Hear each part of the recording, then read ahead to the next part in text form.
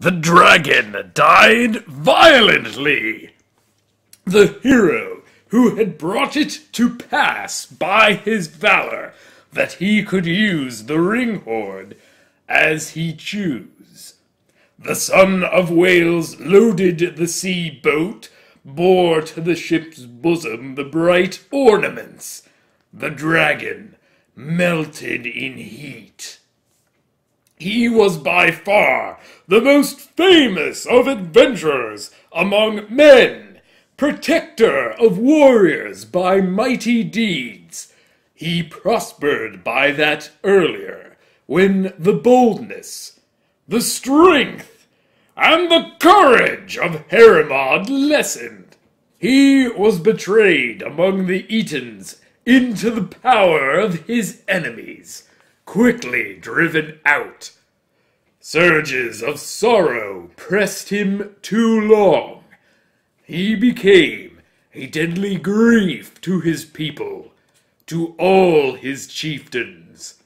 So also many a wise man who trusted to him as a remedy for evils lamented in former times the valiant one's journey, that the prince's son was destined to prosper, inherit his father's rank, rule over the people, the treasure, and the prince's fortress, the kingdom of heroes, the land of the Silidings.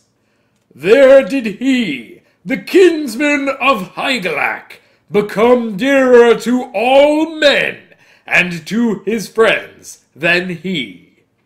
Evil possessed him. At times, in rivalry, they measured the streets of brown sand with their horses. Then the light of morning had quickly mounted up. Many a retainer went bold-minded to the high hall to behold the rare wonder.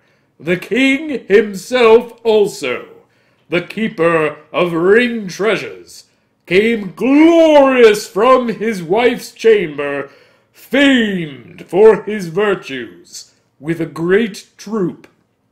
And his queen with him measured the path to the mead hall with a band of maidens. Hrothgar spoke. He went to the hall, stood on the doorstep, looked on the lofty gold-plated roof and Grendel's hand.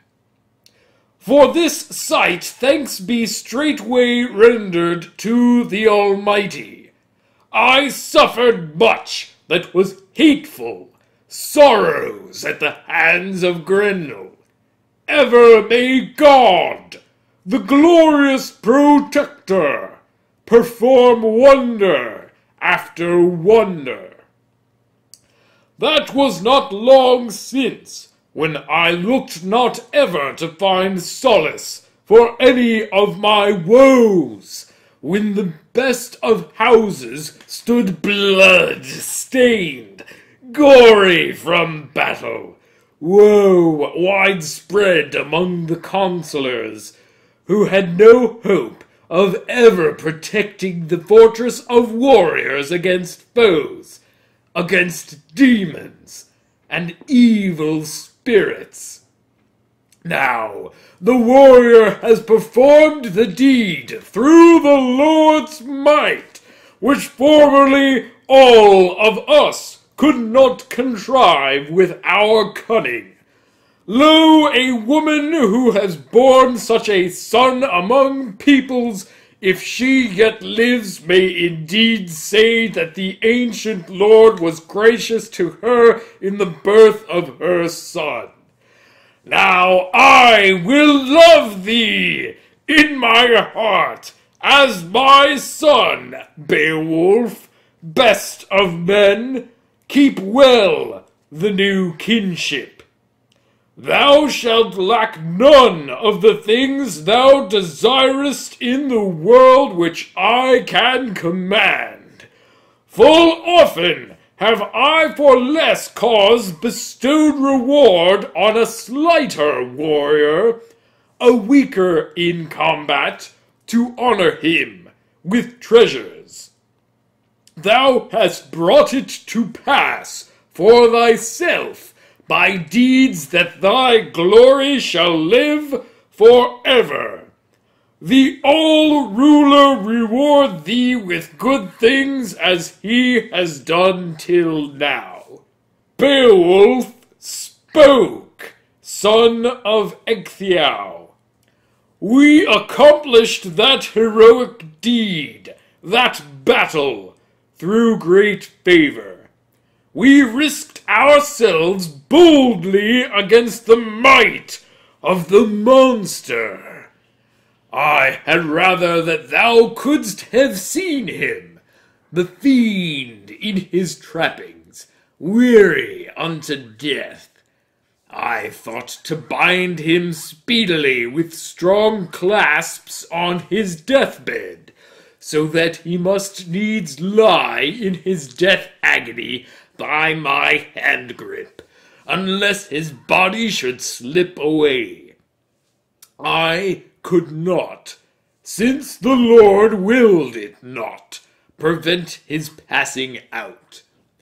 I did not hold him closely enough. The deadly enemy, the foe, was too mighty in going. Nevertheless, to save his life, he left his hand, arm, and shoulder to serve as a token of his flight. Yet the wretched creature won no solace there. No longer lives the malicious foe pressed by sins, but pain has embraced him closely with hostile grasp, with ruinous bonds. There the creature stained with sin must needs await the great doom. What judgment the bright Lord will award him. Then the son of Ecglaf was a more silent man in boasting of war deeds, when the chieftains beheld by the strength of the earl the hand, the fingers of the monster, stretching up to the high roof, each at its tip. Each of the strong nails was like steel, the claw of the heathen fighter. Horrible, monstrous. Everyone said that no well-tried sword of brave men would wound him, would shorten the monster's bloody battle fist. Then it was quickly commanded that Heorot should be decked within with hands. There were many there, men and women, who made ready the wine building, the guest hall. Woven hangings gleamed, gold adorned, on the walls, many wondrous sights for all men who look on such things. That bright building was all sorely shattered, though firm within its iron clasps, its door hinges burst. The roof alone survived all scatheless, when the monster stained with evil deeds turned in fight, despairing for life. That is not easy to avoid, let him do it who will. But he must needs seek the place forced on him by necessity, prepared for all who bear souls, for the children of men, for the dwellers of earth, where his body sleeps after the banquet fast in its narrow bed. Then was the time convenient and fitting that Healfdene's son should go to the hall. The king himself wished to join in the banquet. I have not heard of a people who showed a nobler bearing with a greater troop about their giver of treasure. The famous ones then sat down on the bench, rejoiced in the feast. In seemly fashion, they took many a mead goblet. Brave-minded kinsmen were in the high hall, Hrothgar and Hrothulf. Heorot within was filled with friends. Not yet at this time had the Silidings practiced treachery. The son of Healfdene gave them to Beowulf a golden ensign as a reward for victory. An ornamented banner with a handle, a helmet, and corselet. A famous, precious sword. Many saw them borne before the warrior. Beowulf took the goblet in hall. He needed not to be ashamed in front of the warriors of the bestowing of gifts. I have not heard of many men giving to others on the ale bench in more friendly a fashion for treasures decked with gold.